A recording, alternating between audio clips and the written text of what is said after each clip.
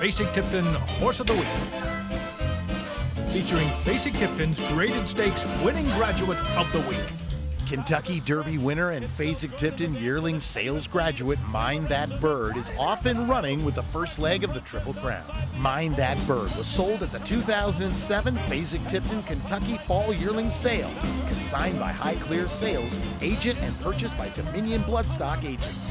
They come down to the finish, and a spectacular upset.